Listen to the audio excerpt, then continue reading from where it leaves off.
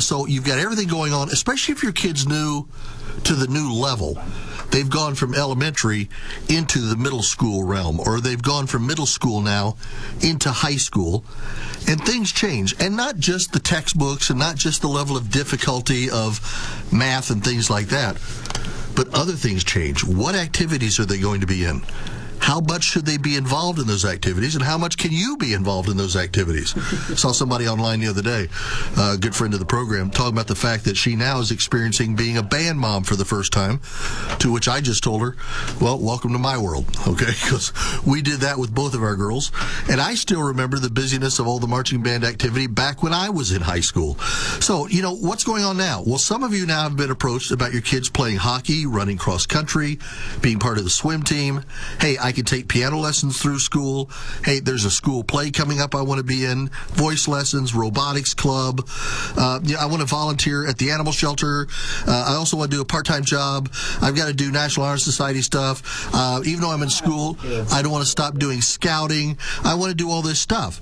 So I want to be in it, I want to be in it, I want to be in it, and I want to be in it. So your kids are coming home with all of this activity about what it is that they want to do. I want to be part. How much is too much? Not just for the kid, but also for you. From thepoweredmom.com, let's go to our good friend Maria Lucé. Maria, good afternoon to you. How are you? I'm doing really well. How are you? I am doing fantastic, and I love what you just said. What you just said was, it's not just about what's too much for the kid. Yep.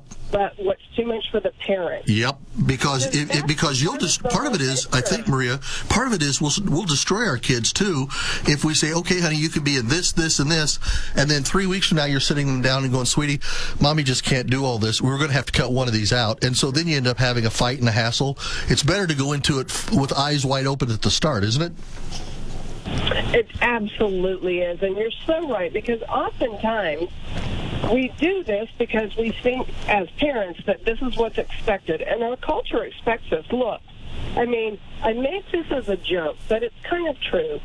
When you give birth and you're in the hospital and you're signing your kid's birth certificate, you also start filling out their college acceptance letters. And that's what it feels like in our culture these days. Yeah, you went right from birth certificate to FAFSA forms. Yes, exactly. And if you don't have your kids, by the time they're 7, if you don't have them in, 3 languages and at least 2 select sports and starting to study for AP classes in high school, then you've fallen short. Is it a good question sometimes, Maria, to ask the kids, well, honey, you've got 3 things you want to be part of here, and they're all 3 good. Let me ask you why you want to be in each one of them, because sometimes it might be, they're really not all that into cross country, but my best friend from middle school is in cross country, and he's going to do it, so I'm going to do it so I can be near him. So now you've got the confines of the family's money and the time involved for something the kid really isn't conditioned to. He's just doing it because Billy's doing it. He's just doing it. You're absolutely right. He's just doing it because Billy's doing it, and they're also doing it because mom and dad are still living through vicariously through their children. Oh, please. Have I not seen that before? And that's whether they're doing it in sports or they're doing it in music or whatever.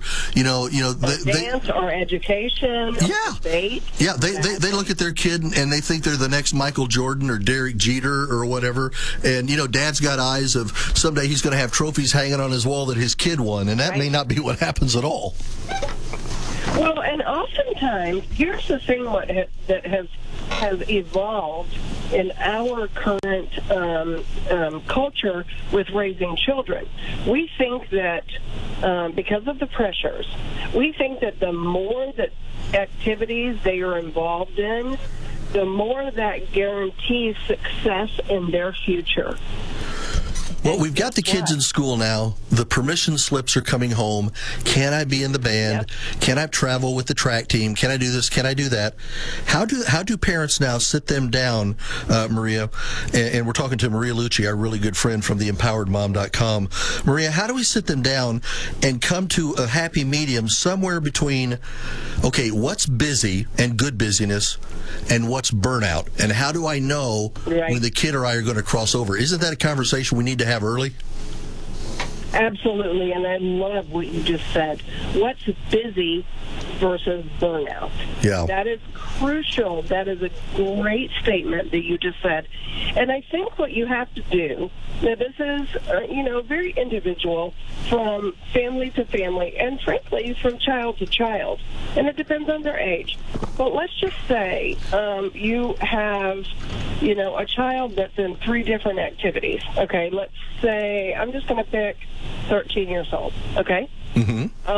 And you have them in 3 different things, and you're pushing, and the child also wants to do it, okay? So it's not just the parents are. Let's just go down this road for a second. When you start seeing a change in your children's behavior or their attitude or their ability to cope with it all, because, listen, if your kids are stressed out, oftentimes, frankly, most times, they're not going to say, hey, Mommy and Daddy, I'm stressed. Mm-hmm. Here's what's going to happen. They're going to have a change in their behavior. They're going to have a change in their attitude. They're going to have a change in their sleeping patterns.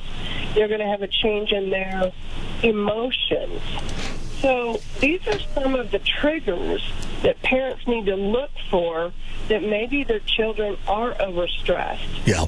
Because kids can't enunciate that or verbalize that necessarily. Right.